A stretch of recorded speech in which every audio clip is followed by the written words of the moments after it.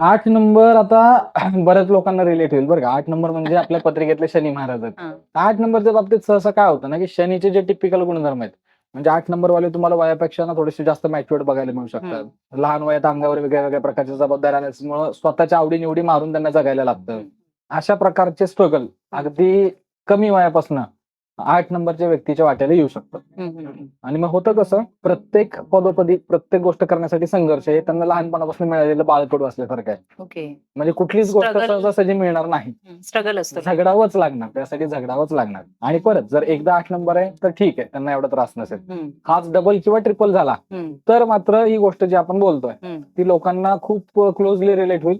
बरेच लोक याच्याबद्दल कमेंट सुद्धा करतील आज आपल्या पॉडकास्टवरती.